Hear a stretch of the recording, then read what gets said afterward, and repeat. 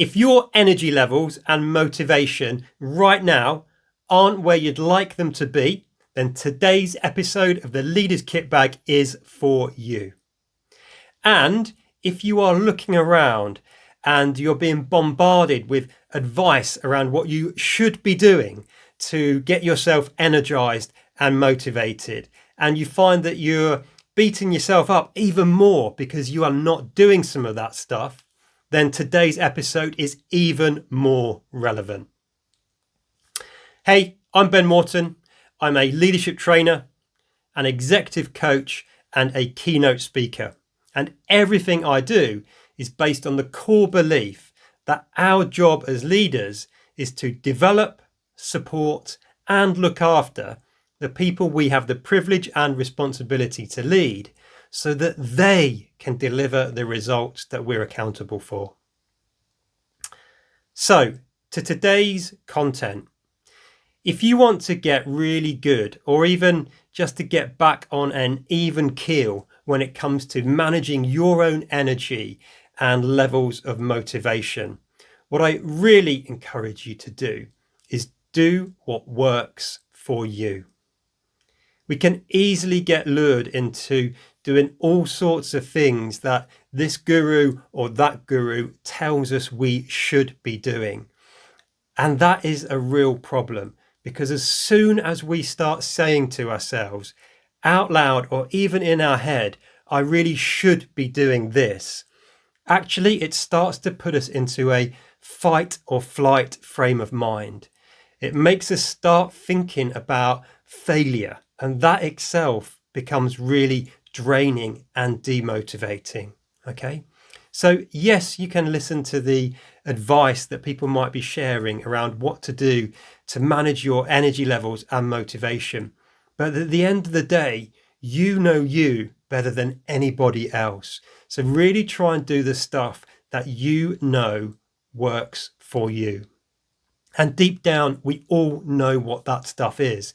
It's just about committing to doing it and having the courage to be true to who we are and do the things that we know work for us. And I'm no different, right? For many, many years, I was a massive fan of the Canadian personal development guru, Robin Sharma. Some of you, I'm sure, have heard from him. And after resisting it for a long time, eventually I started to try his 5 a.m. club strategy and protocol. And I would get up at 5 a.m. and I would do my 10 to 15 minutes of exercise and then try and do some mindfulness meditation and then do my journaling. And parts of it worked, parts of it didn't work for me. And I stuck at it for at least 6 months. But gradually I found that I was actually getting more and more fatigued.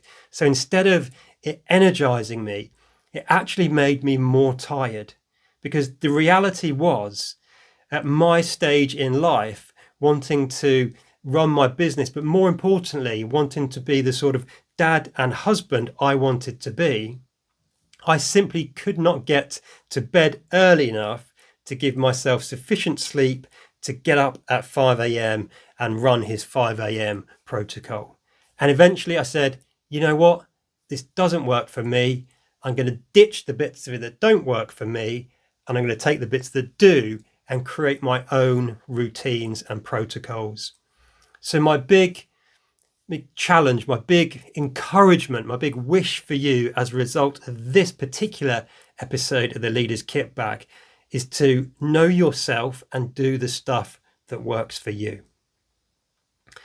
And part of that can be around really understanding and accepting your personality type. Right? This will surprise many people, and despite what I do for a living, I am quite a big introvert, and I'm now comfortable with that, and I know what that means. It means I am energized by some time alone and spending time with smaller groups of people in slightly more intimate settings. So what does that mean in practice?